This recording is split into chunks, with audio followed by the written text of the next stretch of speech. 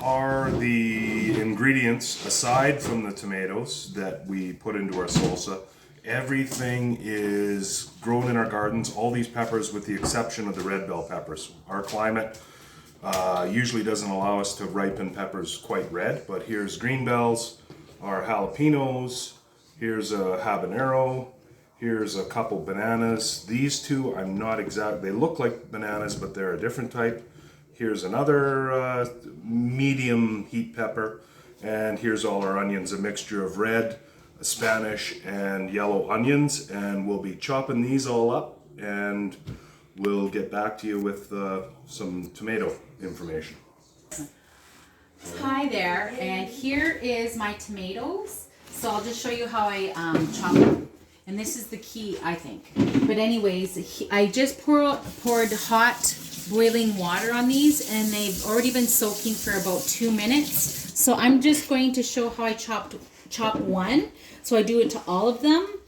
As I chop them, I put them into a strainer in a pot. And I'll show you that once they're all finished. But here I'll take an example of one. So I just take the top out.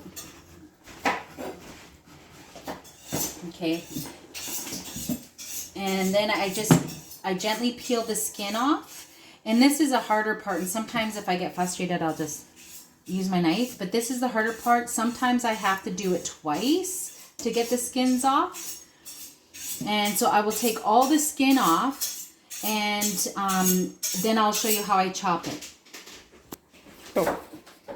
Okay, so here I just finished skinning it, so I'm just going to chop it like this, and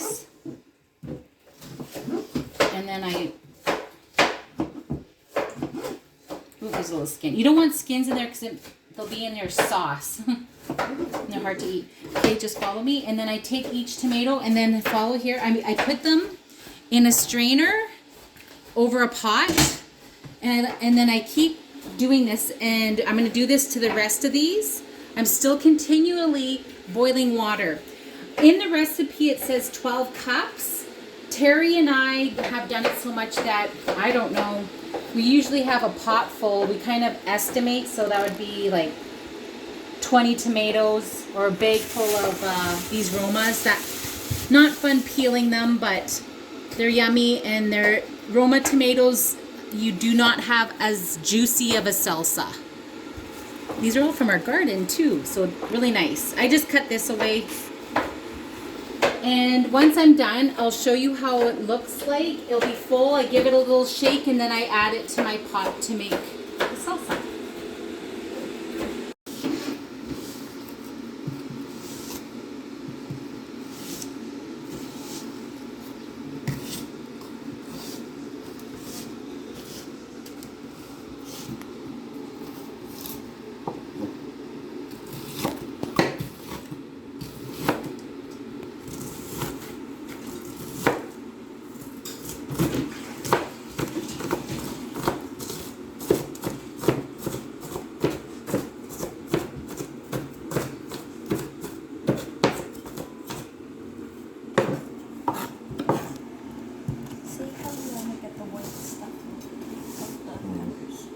Notice when the peppers, you don't worry too much about the seeds. You like to get this white flesh or pulp, whatever it is, out of the salsa. And when you're doing up a jalapeno, if you want a hotter salsa, when you've chopped it out,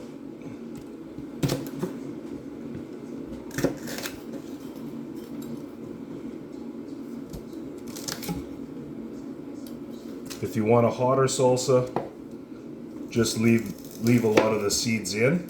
If you want a more milder salsa, then take the seeds out. Or also hotter, more hot peppers, more jalapenos. There's other hot peppers, cayenne, super chilies you can use. We've used them in the past. Just helps with different flavors. The more hot peppers you use and the more seeds you put in, the hotter your salsa will be. And yeah, some people don't like it that hot, so we kind of try to keep it mild to medium and don't make many hot ones anymore. Okay, so here I'm just going to show you how I peel my whole tomato. The other one was being stubborn. I just had to pour hot tea water over again. See how nice that skin comes off? And that's what you want.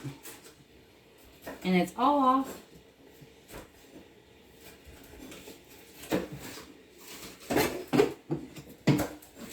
And then as you see, I'll cut it up. That's it. And you'll have a nice thick salsa. I will be right back when I fill this strainer. Okay, so now I finished skinning. This is about 20 large tomatoes.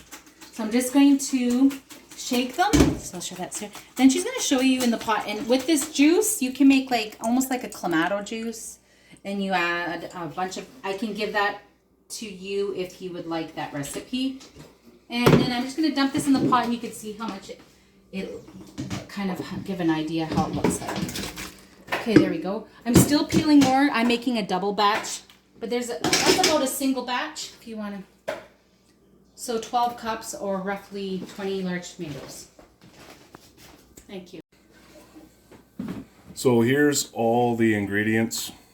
We're still waiting on some of the skinned tomatoes yet because this will probably come up to here, and then that's how we know we did a triple batch.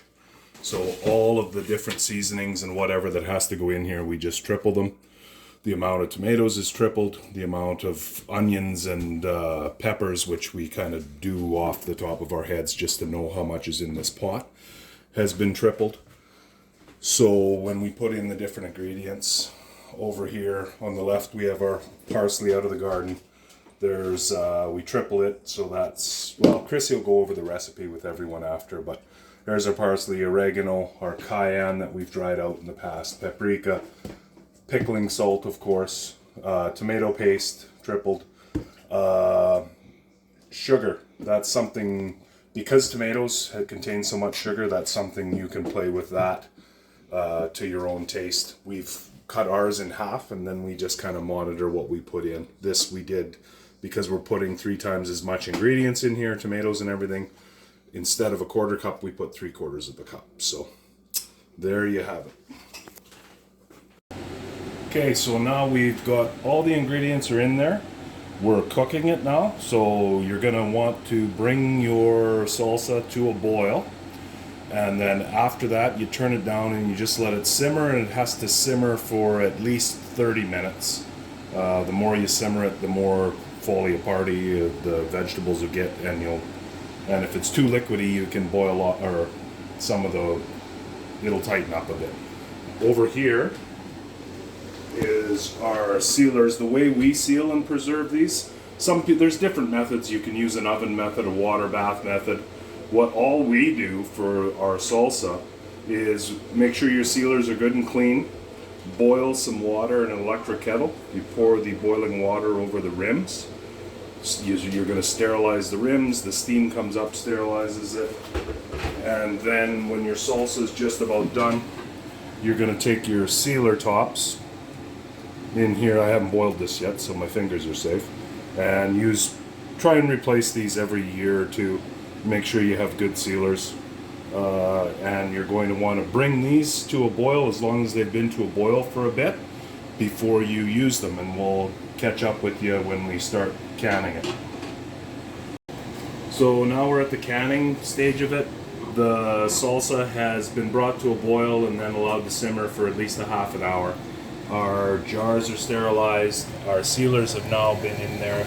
We brought that to a boil. Now I just turn them down so I don't cook them. And so you're going to fill up your sealers. Anyone who's done any canning knows you want to leave probably, a centimeter, or imperial system, a ½ inch of space, just like so, at the top. And then these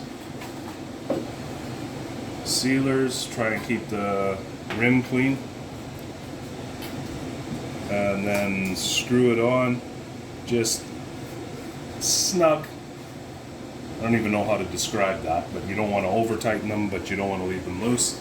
And then you'll hear them in say 20 minutes from now as they cool. They'll pop and you'll know that they're sealed. Before you store them, check them just with your finger to try and lift up on the, like you take the screw top off and then just try and lift up on the sealer, and if it's suction down really good, you know it's sealed. And we've had a couple that have, for one reason or another, have gone bad, and you more often than not or always know that it's not sealed. The lid comes right off, doesn't look right, it smells bad, and yeah, that's that. But we've had very few spoil, and we've been doing this for probably 15 years now or more, and it is delicious.